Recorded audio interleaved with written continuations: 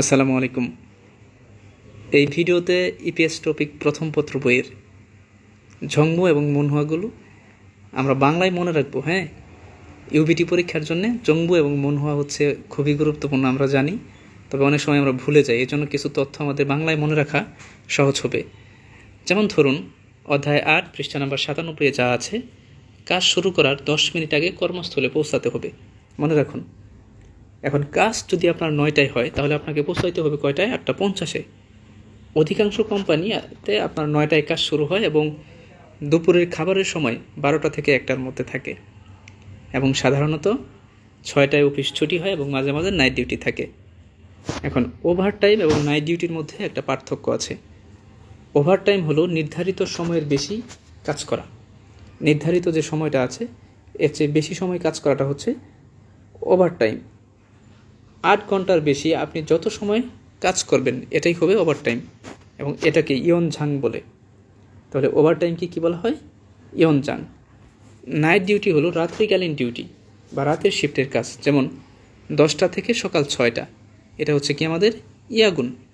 তাহলে ইয়াগুন হচ্ছে night duty এবং ওভারটাইম হচ্ছে ইয়নঝাং। এই দুইটা শব্দ আমাদের মাথায় রাখতে হবে। 50-এর পরেও এর একটা কাহিনী আছে। পরে আসুন অধ্যায় 9 পৃষ্ঠা নম্বর 109। নিজের চেয়ে বয়সে বড় মানুষের সাথে নফিমাল এবং ছোট হলে ফানমাল, এটা আমরা সবাই জানি, ব্যবহার করতে হবে।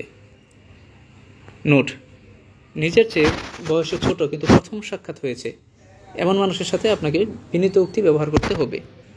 আচ্ছা, এবারে হচ্ছে অধ্যায় 11 পৃষ্ঠা নাম্বার হচ্ছে 133। দেখেন, এখানে গুরুত্বপূর্ণ ব্যাপারটা হচ্ছে পরিধানের একক, অর্থাৎ আমরা গায়ে যে পোশাকগুলো পরি এগুলোর এক একটার জন্য এক একটা কাহিনী আছে। যেমন ধরেন, আমরা গায়ে যেই পোশাকগুলো পরি এগুলোর ইপ্তা পরে বলে। তাহলে যে ইপ্তা যে কথাটা, এটা দিয়ে আমরা মনে রাখবো যে গায়েরগুলোরে ইপ বলে। আপনি সহজে এই শব্দটা দিয়ে মনে রাখতে পারেন যে গায়েরগুলোরে কি বলে? ইপ বলে। এখন গায়ে আমরা কি পরি? গেঞ্জি পরি, শার্ট পরি, প্যান্ট পরি, জাম্পার পরি, এগুলো হচ্ছে আমাদের গায়ে পরা। তাহলে গায়েরগুলোকে বলা হয় ইপ। আর আমরা মাথায় যেগুলো পরি, মাথায়, এগুলোর বলা হয় সুদা। মাথায় যেগুলো পরি এগুলোর কি বলা হবে? সুদা। যেমন টুপি, চশমা, সানগ্লাস। তাহলে মাথারগুলোরে বলে সুদা, গায়েরগুলো হচ্ছে ইপ, আর মাথারগুলো কি? শু। পায়ের যেগুলো পরেন পায়ে, এখন পায়েরগুলোরে বলে সিন্দা। যেমন পায়ে আমরা কেটস পরি, জুতা পরি, স্লিপার পরি, তাহলে পায়েরগুলোরে বলা হবে সিন্দা। টাই যে পরি আমরা, টাই, এই টাই হচ্ছে মেদা। মেদা মানে হলো টাই। দেখেন এখানে বানানটা দেখেন, মেনদের পোশাক কি? টাই। পুরুষদের পোশাক কি? টাই। আর মেয়েদের ব্যাগ হলো হচ্ছে মেদা। এভাবে আমরা মনে রাখবো। আর হাতেরগুলোরে কিদা বলে, যেমন হাতে আমরা মোজা পরি, আংটি পরি, তাই না? হাতে কি? লাজে মরি। ঠিক আছে, এভাবে আমরা মনে রাখবো। তারপরে আসুন পরের অধ্যায়ে যাই, আমরা 14 অধ্যায়। আচ্ছা, পৃষ্ঠা নাম্বার 169। প্রশ্ন আসে, কোরিয়ান খাবার নয় কোনটি? এখন এখানে যতগুলো খাবার আছে এইগুলোর মধ্যে যদি কোরিয়ান খাবার কোনগুলো এইগুলো আমরা মনে রাখি, এটা ছাড়া বাকি যেটাই থাকুক ওইটাই কোরিয়ান খাবার না। এজন্য আপনার খাবারের পিকচার মনে রাখার প্রয়োজন নেই। এখানে গিয়ে আপনি হচ্ছে 169 পৃষ্ঠা গিয়ে আপনি কোরিয়ান খাবার কোনগুলো এইগুলো একটু মনে রাখবেন। আসুন পরে আমরা চলে যাই অধ্যায় 15 পৃষ্ঠা নাম্বার 181। আচ্ছা, এখানে যে ব্যাপারটা আছে সেটা হচ্ছে যে কোরিয়াতে ঋতুর সংখ্যা হচ্ছে 4টা। প্রশ্ন আসে কোন মাসে কোন ঋতু? তাহলে প্রথমত আমরা 4টা ঋতু সম্পর্কে একবার জানি। খিওল মানে শীত, ফোম মানে বসন্ত, ইয়োরম মানে গ্রীষ্ম, খাউল মানে শরৎ, এটা আমরা জানলাম। এখন হচ্ছে গিয়ে যে আমাদের মনে রাখার একটা কৌশল আছে। কৌশলটা হলো আমরা এই শব্দটা মনে রাখবো, সেটা হচ্ছে খফই খা। এই খতে হচ্ছে খিওল, ফতে হলো ফোম, ইতে ইয়োরম এবং খাতে হলো খাউল। তাহলে খিওল মানে আমরা কি জানি? শীত। ফোম মানে আমরা কি জানি? বসন্ত। ইয়োরম গ্রীষ্ম এবং খাউল মানে হলো শরৎ। এখন তাহলে ভাই, খিওল শীত কবে থেকে কবে? দেখেন 12, 1, 2 এগুলো হচ্ছে মাসের নাম। এখন 12 মাস মানে কোন মাস বলুন? ডিসেম্বর মাস। তাহলে ডিসেম্বর, জানুয়ারি এবং ফেব্রুয়ারি, এই 3 মাস হচ্ছে গিয়ে খিওল। ফোম যদি বসন্ত আপনি বলেন তাহলে মার্চ, এপ্রিল, মে, এই 3 মাস হচ্ছে কি বলেন? বসন্ত।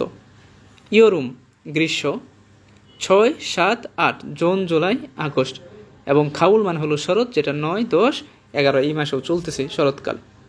শীতকালে তুষার পরে, গ্রীষ্মকালে আবহাওয়া গরম থাকে। এই দুইটা কথা মনে রাখতে হবে। এরপরে অধ্যায় 18 আসেন, পৃষ্ঠা নাম্বার হচ্ছে 217। এইখানে আসেন, পরিবহন কার্ড বা ক্ষেয়তুম খাদু প্রয়োজন হয় কোথায় কোথায় প্রয়োজন হয়, এটা মনে রাখতে হবে যে পরিবহন কার্ডের প্রয়োজন কোথায় কোথায় লাগে। বাসে লাগে, পাতাল ট্রেনে লাগে এবং ট্যাক্সিতে। এই 3টা জায়গাতে আপনার পরিবহন কার্ডটা লাগবে। এই 3টার মধ্যে আবার এই যে বাস আছে আর ট্যাক্সি আছে, যে এই 2টাতে আপনার নগদ টাকা নেয়, নেয় আর কি। আর পাতাল ট্রেনে নগদ টাকা লাগবে না, এখানে শুধু কার্ড লাগবে।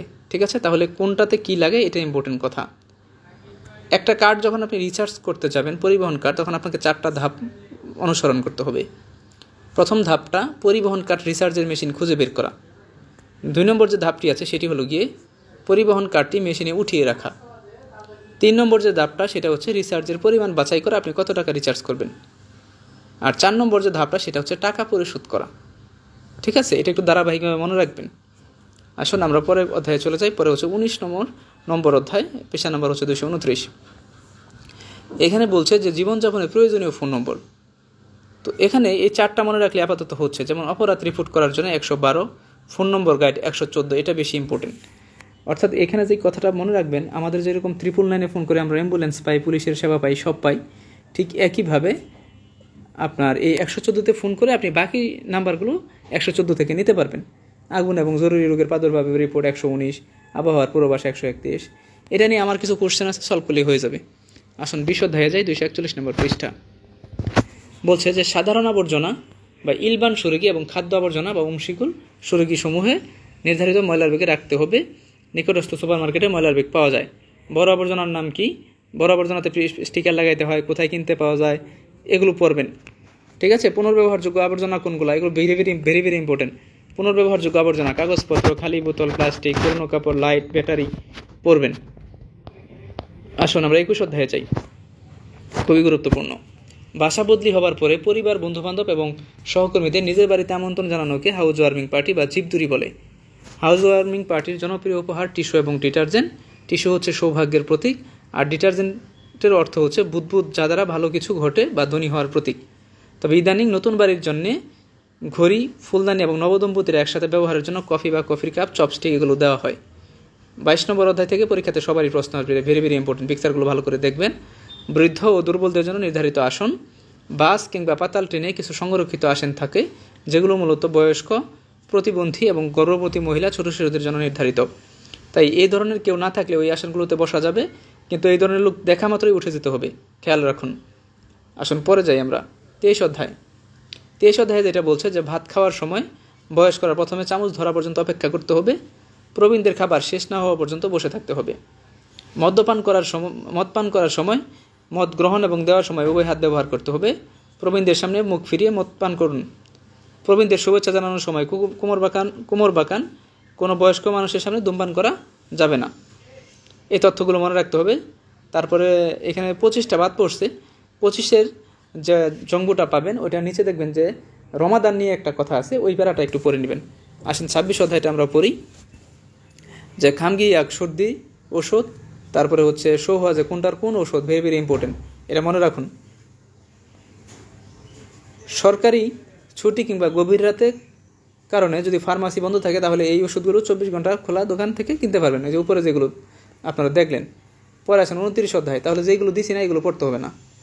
29 অধ্যায়ে বলছে যে আন্তর্জাতিক এক্সপ্রেস দিয়ে কী কী পাঠানো যায় এবং কী কী কিনা যায়, এটা খুবই গুরুত্বপূর্ণ। তবে সেই ক্ষেত্রে কী কী পাঠানো যায় এটা মনে রাখলে কী কী পাঠানো যায় না বলা সহজ। এই পৃষ্ঠাটায় যারা পড়বেন 349, প্রত্যেকটা পিকচার কিন্তু আলাদাভাবে খেয়াল রাখবেন। কেন, চিঠি, কসমেটিক্স, বই এগুলো কিন্তু পাঠানো যায়। এগুলো ছাড়া যা আছে এগুলো কি জানা, পাঠানো যায় না। এই অধ্যায়ের পিকচারগুলো ভেরি ভেরি ইম্পর্টেন্ট।